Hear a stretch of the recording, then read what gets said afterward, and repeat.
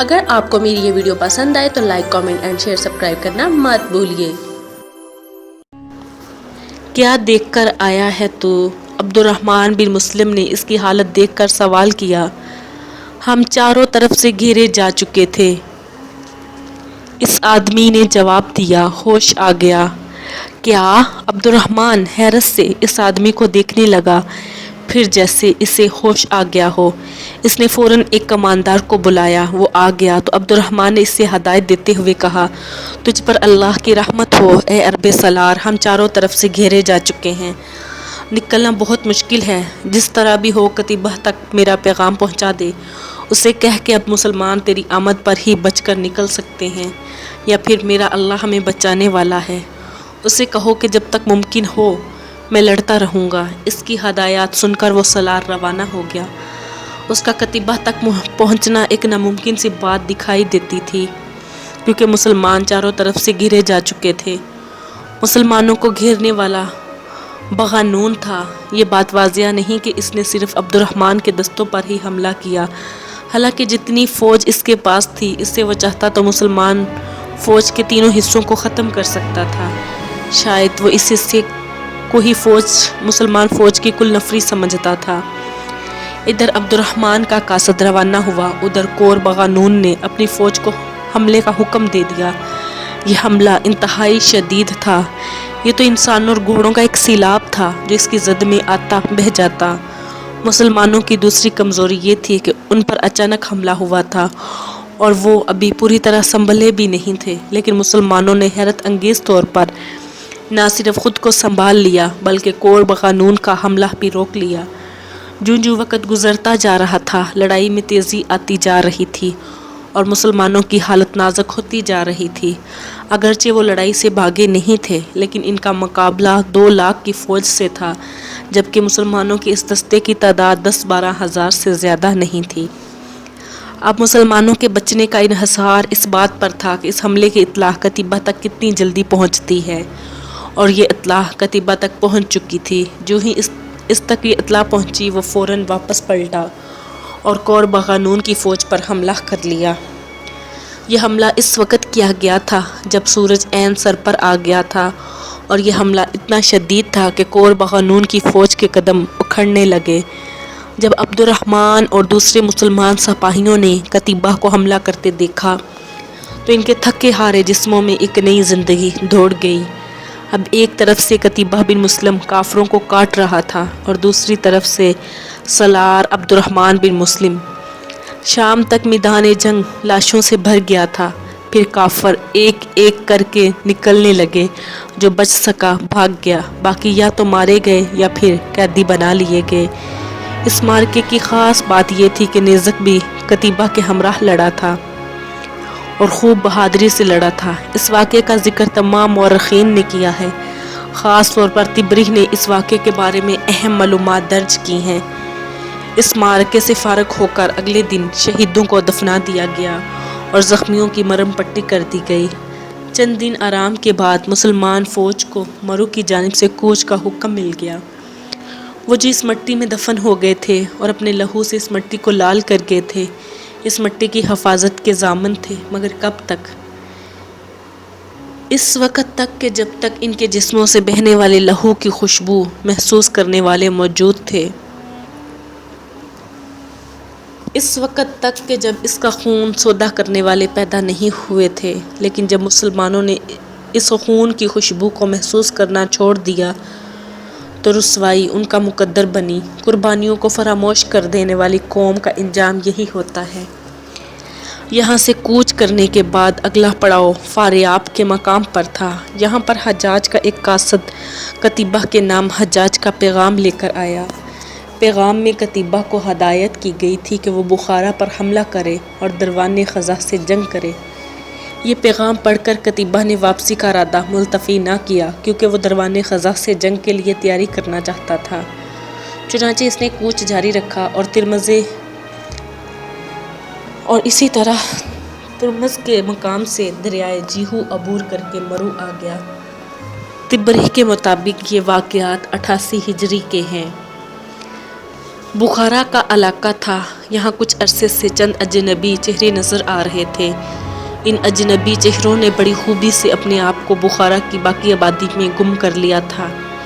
یہ بخارا کے نواحی قصبے کے ایک پرانے مکان میں رہ رہے تھے. یہ تینوں مرو تھے اور یہ تینوں ہی مرد تھے جو مرو سے یہاں آئے تھے. انہیں قتیبہ بن مسلم نے خاص طور پر یہاں بھیجا تھا.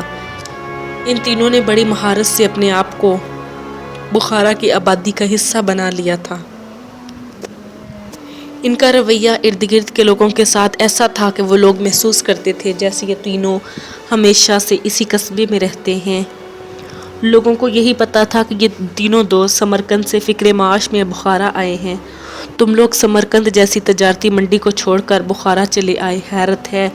شروع میں لوگ ان تینوں سے سوال کرتے تھے. اس کے جواب میں مسکرا کر یہی جواب دیتے تھے کہ تجارت میں ان کا دل نہیں لگتا، بلکہ وہ تو لوگوں کو اپنی تلوار کے جوہر دکھانا چاہتے ہیں، اس لیے وہ بخارا چلے آئے ہیں. ان کا یہ جواب سن کر لوگ آہستہ آہستہ مطمئن ہوتے گئے. اگرچہ وہ بخارا کے لوگوں میں مکمل طور پر گھل مل گئے تھے، لیکن جس کام کے لیے وہ یہاں آئے تھے اس کے لیے ابھی زمین ہموار نہیں تھی، اور یہ زمین ہی تو انہیں ہموار کرنی تھی. مگر وہ ابھی انتظار میں تھے، قتیبہ بن مسلم کے حکم کے انتظار میں. ان میں سے ایک کا نام اسامہ تھا جو ان تینوں کا لیڈر تھا. اسامہ قتیبہ بن مسلم کا نہایت ہی قابل جاسوس تھا، اسی لیے اس نے اسامہ کو خاص طور پر بخارا بھیجا تھا. اسامہ ان جاسوسوں میں سے تھا جن کے بارے میں بلا شک و شبہ یہ کہا جاتا تھا کہ یہ پتھروں کا جگر چیر کر بھی راز نکال سکتے ہیں. بخارا میں باقی دونوں ساتھیوں میں سے ایک کا نام عبداللہ تھا جبکہ دوسرے کا نام سفیان تھا جو شام کے علاقے سے تعلق رکھتا تھا، جبکہ عبداللہ خالصتاً عربی تھا. یہ دینوں جس منصوبے کو عملی جامہ پہنانے بخارا آئے تھے وہ 3 حصوں میں مشتمل تھا. اس منصوبے کے پہلے حصے کے مطابق ان تینوں کو بخارا میں پہلے سے موجود مسلمان جاسوسوں سے رابطہ قائم کرنا تھا، لیکن ایسا کرنا ان تینوں کے لیے نہایت خطرناک تھا، اور اس کام کے لیے ان تینوں کو ضرورت سے زیادہ احتیاط برتنی تھی، کیونکہ قتیبہ کو ملنے والی اطلاعات کے مطابق بخارا میں موجود مسلمان جاسوسوں کا یہ نیٹ ورک بخارا کے محکمے جاسوسی کی نظر میں آ چکا تھا، اور مسلمان جاسوس اس بات سے بے خبر تھے. قتیبہ کے نزدیک سب سے اہم بات یہ تھی کہ ان جاسوسوں کو نہ صرف بخارا سے نکالا جائے اس طرح کہ انہیں آخری وقت تک اصل بات کا علم نہ ہو، بلکہ اس کے ساتھ وہاں جاسوسوں کا متبادل نیٹ ورک بھی قائم کیا جائے. یہ اس منصوبے کا پہلا حصہ تھا جسے اسامہ اور اس کے ساتھیوں نے عملی جامہ پہنایا تھا. ان تینوں نے بخارا سے مسلمان جاسوسوں کو باہر نکالنا تھا اور ان کی جگہ لینی تھی، لیکن اس طرح کہ وہ خود بخارا کے محکمہ جاسوسی کی نظر میں نہ آئیں. انہیں یہ کام کرنا تھا، لیکن ان کے پاس وقت بہت کم تھا. ان کی ذرا سی دیر غفلت باقی مسلمان جاسوسوں کو موت کی نیند سلا سکتی تھی، اور یہ بات تو انہیں منظور ہی نہ تھی، نہ ہی قتیبہ کو، کیونکہ ایک قابل جاسوس پوری کی پوری دشمن فوج سے زیادہ طاقتور ہو سکتا تھا. ان کے لیے سب سے بڑا مسئلہ یہ تھا کہ قتیبہ کو ملنے والی اطلاع کے مطابق ان مسلمان جاسوسوں میں سے کوئی جاسوس غداری کر رہا تھا. اس لیے ان تینوں کو بہت احتیاط کی ضرورت تھی. یہ قتیبہ کا کمال تھا کہ وہ مرو میں موجود رہ کر اپنے جاسوسوں کی حرکات و سکنات سے باخبر رہتا تھا. اسے تو یہ پتہ چل گیا تھا کہ غداری ان جاسوسوں میں سے ہی کوئی کر رہا ہے، لیکن اب بھی کسی کو معلوم نہیں تھا کہ اصل میں غدار کون ہے، اور یہ معلوم کرنا اسامہ کے گروہ کا کام تھا. اسامہ اور اس کے ساتھی ایک منصوبہ بنا چکے تھے. اب وہ صرف قتیبہ کے اشارے کے منتظر تھے. جیسے ہی قتیبہ کی طرف سے حکم آیا، اسامہ اور اس کا گروہ حرکت میں آ گیا. بخارا کا شہر رات کی تاریکی میں ڈوبا ہوا تھا. رات کی اس تاریکی میں ایک سایہ بخارا کی ایک تنگ و تاریک گلی سے گزر رہا تھا. وہ جو کوئی بھی تھا اس کے انداز سے لگ رہا تھا کہ وہ گھبرایا ہوا ہے. اس کی چال میں ایک بے چینی سی تھی. اگرچہ جسامت کے لحاظ سے وہ نہایت تنومند نظر آتا تھا اور اندھیرے میں ایک بلند قامت بھوت کی مانند لگ رہا تھا، لیکن وہ جس انداز میں چلا جا رہا تھا اس سے یہی لگتا تھا کہ اس کا دل نہایت کمزور ہے. اس کے چلنے کی رفتار خاصی تیز تھی، وہ تقریباً دوڑنے کے انداز میں چل رہا تھا۔ چلتے چلتے وہ گلی کے کونے پر پہنچ گیا۔ یہاں سے ایک گلی کے دائیں طرف جاتی تھی جبکہ سامنے سے گلی بند تھی۔ اس نے ایک لمحے کے لیے رک کر دائیں طرف والی گلی میں دیکھا اور پھر اسی انداز میں اس گلی سے مڑ گیا۔ اس کے مڑنے کے تھوڑی دیر بعد ایک اور سایہ گلی اس کے کونے پر ابھرا اور اس آدمی کے پیچھے مڑ گیا۔ بعد میں مڑنے والے شخص کے انداز میں ایک اعتماد تھا اور ایسے لگ رہا تھا جیسے وہ پہلے والا شخص کا پیچھا کر رہا ہو۔ ان دونوں کے پیچھے ایک اور آدمی اسی انداز میں اس گلی میں مڑ گیا۔ وہ ان دونوں کو پیچھا کر رہا تھا۔ کچھ دیر اسی طرح چلتے رہنے کے بعد وہ تینوں یک کے بعد دیگرے ایک کشادہ گلی میں مڑ گئے۔ یہ کشادہ گلی شہر کی دیوار کے ساتھ ساتھ جاتے ہوئے قلعے کے دروازے کی برجی پر ختم ہو جاتی تھی۔ برجی کے قریب پہنچ کر سب سے آگے جانے والا شخص رکا۔ اس نے ادھر ادھر دیکھا اور برجی کے اندر چلا گیا، جبکہ دوسرا آدمی برجی سے کچھ دور رک گیا۔ جس جگہ وہ رکا تھا وہاں اندھیرا تھا، اس لیے وہ کسی کو نظر نہیں آ سکتا تھا۔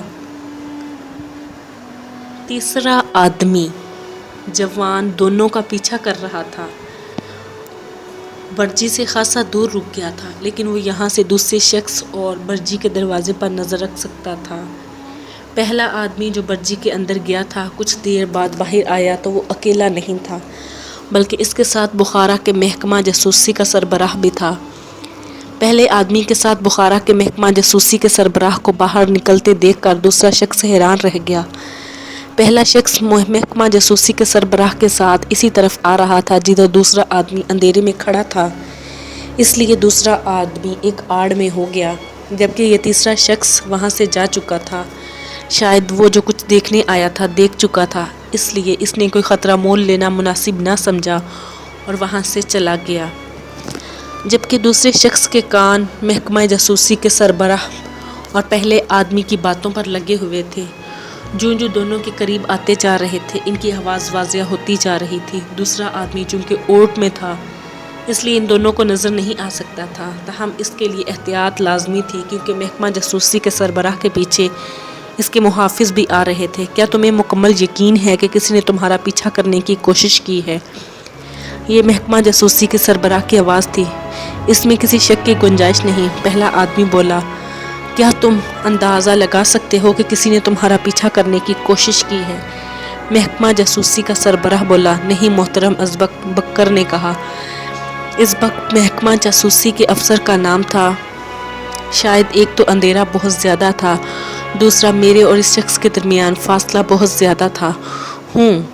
ازبک کے منہ سے ایک آہ سی نکلی اور اس کے ساتھ ہی وہ رک کر کچھ سوچنے لگا۔ کچھ دیر بعد وہ بولا، کہیں یہ تمہارے ساتھیوں میں سے تو کوئی نہیں تھا؟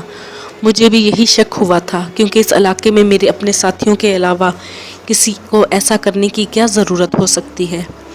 بکر نے جواب دیا۔ یہ کہہ کر سوچ میں پڑ گیا۔ کچھ دیر بعد وہ بولا، کیا ایسا نہیں ہو سکتا کہ آپ میرے ساتھیوں کو فوراً پکڑ لیں؟ نہیں، ایسا کرنا ابھی خطرناک ہوگا۔